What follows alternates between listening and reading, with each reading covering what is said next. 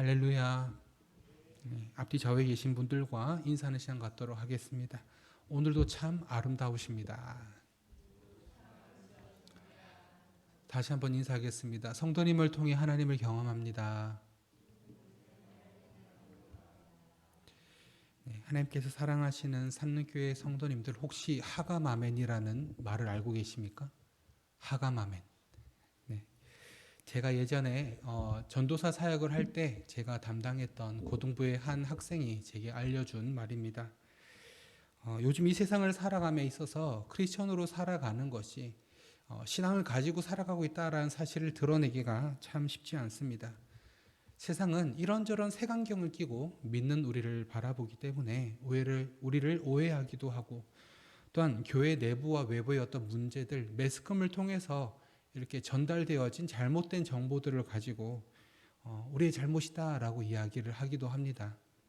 상황이 이렇다 보니 신앙을 가진 학생들이 학교에서 자신이 크리스찬이다라는 것을 드러내며 살아가기가 너무 힘들다라고 합니다. 그렇다고 해서 자신의 신앙이 없어지는 것도 아니니 뭐 어떻게 하냐면 매번 식사 시간이 되면 이렇게 밥을 이렇게 받아놓고 수저를 이렇게 탁 떨어뜨린답니다. 실수인 것처럼. 그리고 수저를 줍는 척 손을 뻗으면서 하감아멘 이렇게 기도를 한다라고 합니다. 하나님 감사합니다. 아멘 이런 뜻이라고 하는데 자신들은 그렇게 기도를 한다라고 이야기를 하면서 제게 알려준 이야기입니다. 하감 아멘. 그 학생은 뭐 진담 반 농담 반으로 제게 이야기하는 것이겠지만 참 요즘에 이런 상황들을 생각을 해보면 그저 웃을 수만은 없는 이야기인 것 같습니다. 예수를 믿는 우리는 말씀과 기도의 사람들입니다. 진리이신 하나님의 말씀을 사모하며 날마다 그 말씀을 묵상하고 연구하며 하나님의 뜻을 구하며 기도하는 사람들입니다. 다른 종교들에도 기도라는 단어가 있기는 합니다. 하지만 우리는 하나님과의 인격적인 관계 가운데서 하나님께 기도를 하고 있습니다. 그런데 여러분, 민감한 질문을 하나 드리고자 합니다. 기도 잘하고 있으십니까? 기도를 하고 있으시다면 어떻게 기도하고 계십니까? 한국교회의 각종 통계를 이렇게 집계하고 조사하는 목회 데이터 연구소라는 곳이 있습니다. 이 연구소에서 발표한 자료에 의하면 2023년 기준으로 이 크리스천들의 기도 시간이 24분 정도 된다라는 통계를 발표했습니다. 그런데 그 24분이라는 것이 하루에 24분이 아니라 한 주간, 즉 7일 동안 24분을 기도한다, 평균적으로 기도한다라는 통계였습니다. 또 이렇게 제가 나누어 봤습니다. 그랬더니 하루에 3분 30초 정도, 평균 3분 30초 정도 기도를 하더라고요. 그러면 대략적으로 하루 세끼 1분 정도 기도를 하는 것이 되겠죠. 그런데 어쩌면 평균적이니까 어쩌면 하루 세끼 식사를 할 때에도 식사 기도를 제대로 하지 못하는 분들도 계시다라는 이야기가 될 수도 있을 것 같습니다. 그런데 우리 크리스천들에게 있어서 이 기도는 선택이 아닌 필수입니다. 기도는 우리의 소원을 이루기 위한 주문이나 자기 암시나 세뇌 같은 것이 아닙니다. 기도는 이 세상을 창조하시고 다스리시는 그 하나님과의 대화이자 그 하나님의 뜻을 알게 되어지는 통로이기도 합니다. 그러니 기도는 우리에게 얼마나 큰 특권입니까? 미국에는 투자의 귀재라고 불리는 워렌 버핏이라는 사람이 있습니다. 이 사람이 얼마나 투자를 잘 했는지 뭐 복리랑 관련이 있기도 하고 막 여러 가지 좀 이렇게 요소들이 있겠지만 제가 어제 검색을 해보니 한 180만 프로 정도의 수익을 가졌다, 수익을 얻었다라고 하더라고요. 180만 프로, 100%가 아니라 180만 프로. 대단한 투자의 규제가 아니겠습니까? 그런데 이 워렌 버핏은 자신의 아내의 권유로 2000년도부터 자신과 함께 식사할 수 있는 점심 한 끼, 그것도 제가 봤을 때는 뭐 이렇게 크게 대단한 식사는 아니었던 것 같은데 2000년부터 매년 자신과 점심 한 끼를 할 수 있는 이 자리를 경매에 붙여서 전액을 기부하고 있었습니다. 그런데 이 많은 사람들이 이 워렌 버핏이란 이 사람과의 한 끼 점심 식사를 위해서 한국 돈 몇 억에서 심지어 200억이 넘는 돈을 투자하기도 한다라고 합니다. 단지 그 한 끼 식사. 그 사람은 일곱 명의 이제 자신의 일행을 데리고 와서 함께 식사를 할 수 있다라고 하는데요. 그 한 끼 점심 식사를 위해 몇 억에서 200억이 넘는 돈까지 지불한다라는 것이죠. 그런데 이 세상을 만드시고 다스리시는 하나님과의 대화, 그 하나님과 직접 연결이 되는 이 기도, 하나님의 뜻을 물을 수 있는 이 기회가 우리에게 있는데 이것보다 더 가치 있는 일이 어디 있겠습니까? 우리가 흔히 기도에 대한 오해를 가지고 있는 것들 중 하나가 열심히만 기도하면, 간절히만 기도하면, 마치 하나님의 바지가랑이를 붙들듯이 그렇게 붙들고 기도만 하면 내가 바라고 원하는 것들을 얻을 수 있다라는 오해입니다. 오늘 본문은 베드로와 요한이 풀려난 이후에 초대교회의 성도들이 함께 모여 기도한 내용을 다루고 있습니다. 오늘 본문의 어디를 살펴보아도 이들이 자신의 어떠한 점을 위해서 자신의 가족이나 부모나 자녀를 위해 기도했다라는 내용은 등장하지 않습니다. 오늘 본문에서 계속해서 등장하는 단어들을 살펴보면 주, 하나님, 예수님과 같은 단어들입니다. 즉 초대교회의 성도들은 하나님 중심의 기도를 드리는 것 외에 자신들의 기도를 하지 않았다라는 것입니다. 오늘 본문의 성도들은 어떻게 기도했는지를 함께 살펴보며 오늘 본문에 등장하는 초대교회의 성도들의 기도에 대해서 같이 한번 나누는 시간을 갖도록 하겠습니다. 먼저 초대교회 성도들은 한 마음으로 소리 높여 기도했습니다. 본문 24절을 함께 읽어보겠습니다. 시작.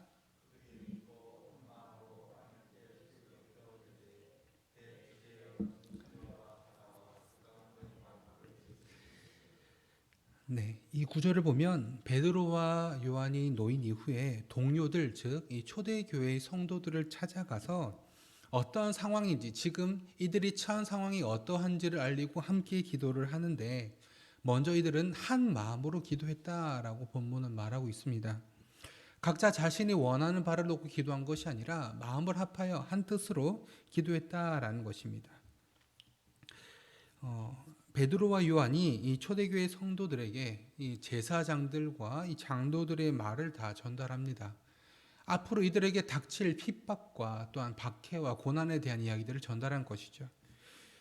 그리고 이들은 앞으로 자신들을 향해 얼마나 어려운 상황들이 펼쳐지게 될 것인지를 깨닫고 자신들이 담대한 믿음으로 무장될 수 있기를 기도하는데 서로의 마음이 나뉘고 서로의 생각이 달라서 각자의 소원과 목적을 위해 기도한 것이 아니라 오늘 본문은 한 마음으로, 즉 같은 뜻을 품고 기도했다라는 것을 우리에게 알려주고 있습니다. 어떤 교회를 평가할 때 영적으로 건강한지 혹은 건강하지 않은지를 평가하는 많은 그런 기준들이 있는데요. 그중 하나는 그 교회가 한 마음으로 기도하고 있는지를 보는 것입니다.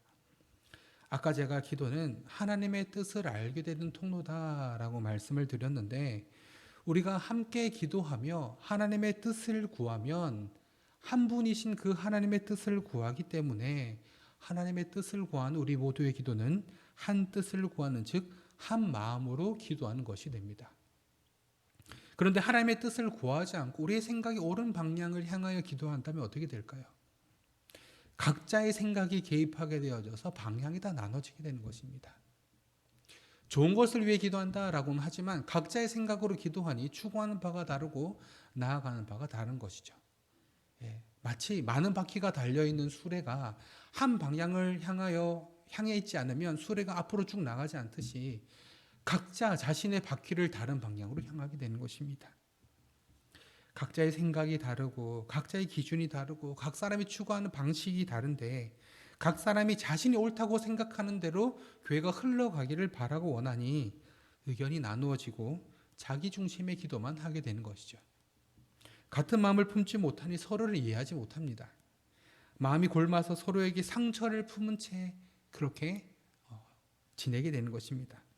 결국 그렇게 지내다 보면 교회가 영적인 힘을 잃어버리게 되고 결국 어려움을 당하게 됩니다. 예수님의 경우에도 요한복음 17장을 보면 기도하실 때 제자들이 하나가 될 수 있도록 기도하신 내용들이 등장을 합니다. 반대로 말하자면 교회가 영적인 힘과 능력을 가지고 든든하게 세워져 나가는 것은 기도를 통해 가능하게 된다는 것입니다. 한 마음으로 같은 뜻을 품고 같은 곳을 바라보며 교회가 세워져 나가는 것이죠. 또한 오늘 본문은 하나님께 소리 높여 기도했다라는 것을 우리에게 알려주고 있습니다. 각자의 성향이 다르다 보니 어떤 분들은 조용히 기도하는 것을 선호하시고 어떤 분들은 큰 소리를 내서 부르짖으며 기도하시기를 선호하시는 분이 계십니다. 조용히 기도하는 것도 간절히 부르짖으며 기도하는 것도 다 기도의 방법이기 때문에 뭐 어떤 것이 맞고 어떤 것이 틀렸다라는 것은 없습니다. 하지만 기도를 조용히만 해야 된다라고 말한다면, 혹은 소리 높여 부르짖는 것이 진짜 기도다라고 말한다면, 그것만 추구한다면 그것은 옳지 못하다, 성경적이지 못하다라는 것입니다. 집에 불이 났는데 어느 누가 소곤소곤 이야기하며 불이 났다라고 이야기를 하겠습니까? 당장 목숨이 왔다 갔다 하는 상황 가운데 어떻게 차분하게 이야기를 할 수 있겠습니까? 간절한 마음이 있다면, 절박한 마음이 있다면 소리를 높여 기도할 수 있는 것입니다. 제가 예전에 겪었던 일입니다. 이제 신대원에 들어가서 얼마 되지 않았을 때 일인데요. 그때 참 마음이 뜨거웠습니다. 맡은 사역과, 처음 맡은 사역들과 또 맡은 부서와 또 하나님께서 제게 맡기신 영혼들에 대한 간절함들도 있었고, 또 얼마 되지 않는 사례비로 인한 좀 재정적인 어려움도 있었습니다. 그래서 금요일 밤에 이제 기도회 때만 되면 막 간절히 기도하는 겁니다. 하나님, 막 지혜를 주셔서 막 긍휼히 여기는 마음 주셔서 영혼들을 감당하게 해달라. 또 사역에 필요한 이 재정들을 채워달라. 막 간절히 기도하면서 막 눈물도 흘리고, 막 콧물도 흘리고, 막 침도 튀겨가며 이렇게 기도를 열심히 했던 것 같습니다. 그렇게 몇 주를 막 기도를 하고 있는데 눈물이랑 콧물이 막 섞여가지고 이제 손수건을 찾고 있을 때 눈을 떴더니 눈앞에 봉투 하나가 탁 놓여 있는 겁니다. 심지어 감사 헌금 봉투. 너무 마음이 따뜻했습니다. 하나님이 내 기도 응답하셨구나. 짧은 글귀가 적혀 있더라고요. 딱 읽어보았더니, 전도사님, 기도 소리가 너무 커서 방해가 되니 뒤로 가서 기도를 하시든지 조용히 기도를 해주십시오. 물론 봉투 안에는 아무것도 들어있지 않았습니다. 그때 제가 느꼈던 그 부끄러움과 막 어떻게 해야 될지 모르겠는 안타까움들, 제가 너무 부끄럽고 민망했습니다. 그 이후부터는 좀 조심하게 되더라고요. 소리내서 막 기도하고 싶은 마음이 막 생기면 먼저 주변을 돌아봅니다. 그리고 어지간하면 기도 소리를 내지 않고 기도하게 되었습니다. 다른 사람들의 기도에 저처럼 이렇게 너무 크게 기도를 해서 다른 사람들의 기도에 방해가 되면 안 되겠지만, 그럼에도 불구하고 우리는 간절함으로 뜨겁게 기도해야 하고, 또한 우리 모두 한 마음으로 기도해야 한다라는 것입니다. 우리 교회는 토요일을 제외하고는 매일 새벽 예배가 있습니다.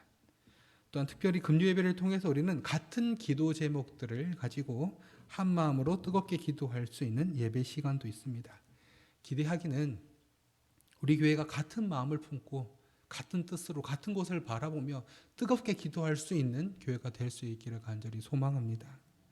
우리 교회를 통해서 일하실 하나님을 기대하며 같은 마음을 품고 같은 뜻을 가지고 나아갈 수 있는 우리 교회가 될 수 있기를 주님의 이름으로 간절히 축원합니다. 두 번째로, 오늘 본문의 성도들은 말씀을 중심으로 하나님께 기도했습니다. 본문 25절과 26절입니다.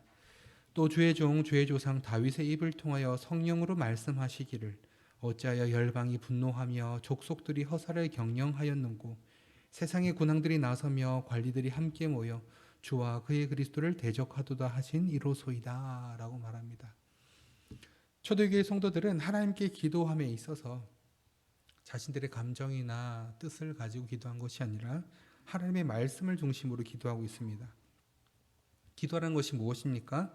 기도라는 것은 우리의 의견이나 우리의 주장을 피력하는 것이 아니라 하나님의 뜻을 구하는 것입니다.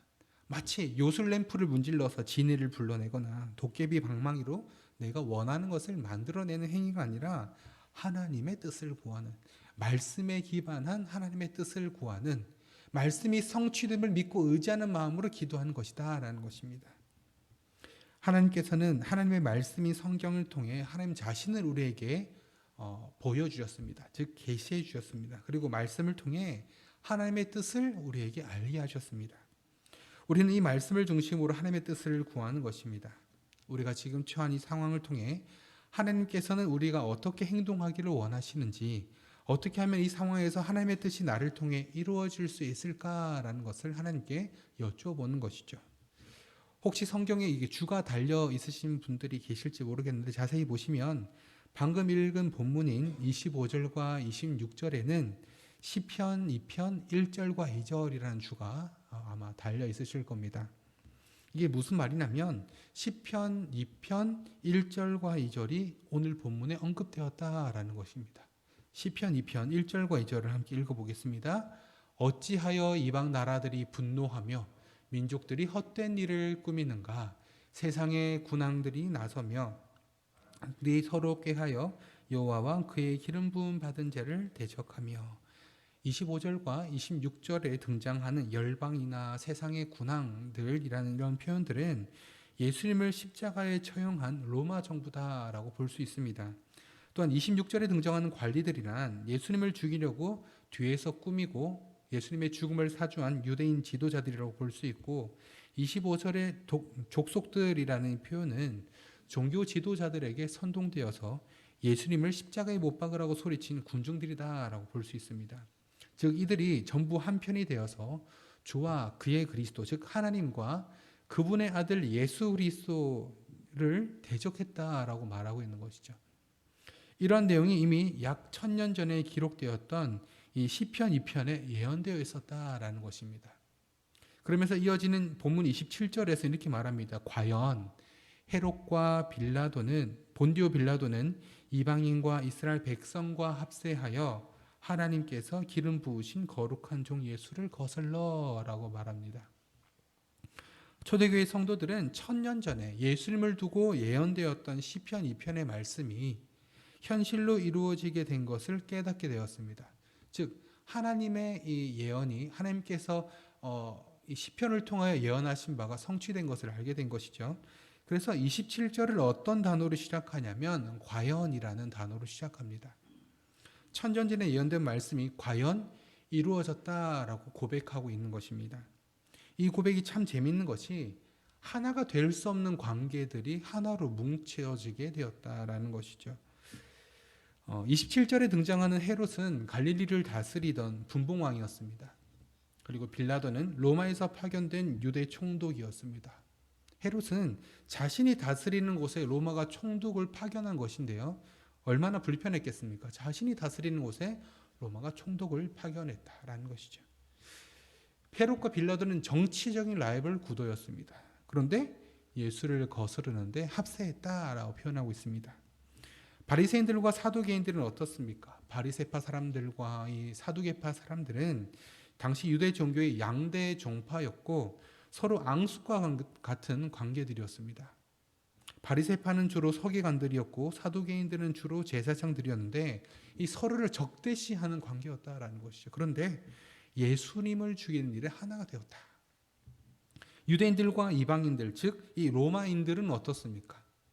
하나가 될래야 될 수 없는 관계가 아닙니까? 그런데 로마 사람들이 유대인들을 압제하는 가운데 하나가 될 수 없었던 이 관계가 거룩한 종 예수를 거슬러 죽이기 위해 합세하여 즉 하나가 되었다라고 표현하고 있는 것이죠. 본문 28절 이렇게 말합니다. 하나님의 권능과 뜻대로 이루려고 예정하신 그것을 행하려고 이 성에 모였나이다. 이들은 이들에게 닥친 어려움을 하나님이 예정하신 것이라고 말하고 있습니다. 예정하신 그것은 무엇입니까? 우리를 죄에서 구원하시기 위해 예수 그리스도께서 십자가에 못 박혀 죽으신 십자가 사건을 의미합니다. 과연 서로 합세한 악한 자들이 악한 계획 가운데서도 하나님의 뜻대로 우리의 죄를 구원하시고자 했던 하나님의 계획이 성취되어졌다라고 말하고 있는 것이죠. 악한 세력들은 자신들이 예수를 십자가에 못 박기 위해 하나가 될 수 없었던 물과 기름 같았던 존재들이 합세하여 즉 하나가 되어 하나님의 거룩한 종 예수를 십자가에 못 박아 죽이는데 성공했다라고 기뻐했겠지만 오히려 예수 그리스도의 십자가 사건을 인류를 죄에서 구원하시기 위한 하나님의 계획이었다라는 것입니다. 초대교회 성도들은 이 사건이 어느 날 갑자기 일어난 것이 아니라 하나님이 예정하신 일이다. 즉 하나님께서 말씀하신 바를 이루신 것이다 라고 기도하고 있는 것입니다. 세 번째로 오늘 본문에서 초대교회 성도들은 하나님의 도우심을 구하는 기도를 하고 있습니다. 그들은 먼저 자신들이 담대하게 하나님의 말씀을 전하게 해달라라고 기도합니다. 초대교회 성도들은 이제 곧 자신들에게 핍박과 박해와 고난과 역경이 다가올 것을 알고 있었습니다. 예수를 전하는 일, 또한 예수를 믿고 그 예수 안에서 살아가는 일이 어려워질 것이다 라는 것을 잘 알고 있었습니다. 하지만 그럼에도 불구하고 그들은 어떻게 기도하고 있냐면 담대히 하나님의 말씀을 전할 수 있기를 기도하고 있습니다. 사람은 자신에게 어려움이 찾아오게 되면, 위기가 찾아오게 되면 움츠러들고 무엇인가를 하지 않으려고 합니다. 자신이 해야 할 일들을 제대로 감당하지 못하게 되어집니다. 하지만 하나님께서 담대함을 주시면 하나님의 말씀을 전하는 일을, 예수 그리스도를 믿는 일을 담대하게 감당할 수 있게 된다는 것입니다. 또한 초대교회 성도들은 병을 낫게 할 능력과 표적과 기사가 예수의 이름으로 이루어지기를 기도합니다. 여러분, 담대하게 하나님 나라의 복음을 전하는 일과 병을 낫게 하는 일, 또 표적과 기사를 이루는 일은 원래 누가 하셨던 일입니까? 예수님께서 하셨던 일이다라는 것이죠. 그런데 이제 초대교회 성도들은 하나님의 도우심으로 예수 그리스도께서 감당하셨던 일들을 자신들이 감당할 수 있게 되기를 간절히 간구하고 있다라는 것입니다. 이런 일들을 하게 되면 어떤 일들이 생긴다고요? 고난이나 압제나 핍박과 박해 같은 것들이 이들을 괴롭힐 것이다 라는 겁니다. 하지만 이들은 이 사실들을 잘 알고 있음에도 불구하고 하나님께 담대함으로 이 일들을 감당해 달라 기도하고 있는 것이죠. 하나님께 대적하는 무리들과 싸워 이길 수 있는 것은 우리의 힘과 능력이 아니라 하나님의 도우심이다 라는 것을 이들이 잘 알고 있었던 것입니다. 우리가 살아가는 이 세상은 날이 갈수록 믿음을 가진 자들을 박해하며 우리를 어려움 가운데로, 고난 가운데로 몰아갑니다. 여러분 사시면서 그런 것들 느끼지 않으십니까?